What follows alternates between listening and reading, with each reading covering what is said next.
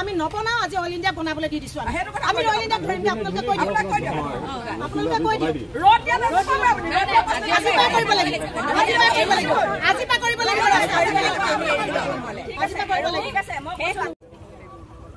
চাওক আজি মাধৱপুৰ তিনিআলিৰ পৰা টিপিং থাৰ্মিনেললৈকে যিটো অৱস্থা দুলীয়াজানৰ গোটেই ৰাস্তাটো কিন্তু বেছিকৈ বেয়া আপোনাৰ অভাৰব্ৰিজৰ কাম চলি আছে আপোনালোকে দেখিছে আৰু আজি এই অভাৰব্ৰিজৰ কাম আজি 3 বছৰ এখন চলি থকা কিন্তু কি কৰিছে যিখিনি মেইনটেনেন্সৰ কাম আৰু এইখন ৱৰ্ক অৰ্ডাৰ থাকেই যে কোনো পাব্লিকত হাৰাসমেন্ট কৰি জমৰ যাতনা ভুগাই কিন্তু ঠিকাদাৰে কাম কৰিব নোৱাৰে আপোনালোকে দেখিছে ইয়াত স্কুল কলেজৰ এখন দুলীয়াজান কলেজ আছে বিদ্যালয় আছে মহাবিদ্যালয় আছে আৰু তাতোতকৈ কথা হৈছে যে কি আমাৰ চিকিৎসালয় এখন আছে আজি জমৰ যাতনা ভুগি ভুগি স্কুলৰ ছাত্ৰ ছাত্ৰীসকল আৰু দুৰ্ঘটনা প্ৰায় দুৰ্ঘটনা কালি এজন মানুহে যে ব্লাড দি আছে অৱস্থা সংকটজনক এই ৰাস্তাটোৰ কাৰণে তাৰ কাৰণে জগৰীয়া আজি এই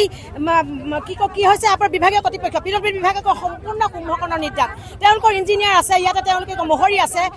আনকি মাষ্টাৰৰ কৰ্মচাৰীবিলাকো আছে এই ৰাস্তাটো কোনো মেইনটেনেন্স নকৰে তেওঁলোকে মাত্ৰ সম্পূৰ্ণ গাফিলতি মাত্ৰ বুঢ়া আঙুলি দেখুৱায় আজি তেৰছগোৱালা আছে বিধায়ক ৰামেশ্বৰ তেলী ডাঙৰীয়া আছে তেওঁৰ নাতি দূৰতে ৰাস্তাটো এইটো অৱস্থা তেওঁলোকৰ কিন্তু অকল তেওঁলোকৰ কমিশ্যনৰ অংকত তেওঁলোক ঘূৰি ফুৰিছে আজি কোনো তেওঁলোকৰ গায়ে লৰা নাই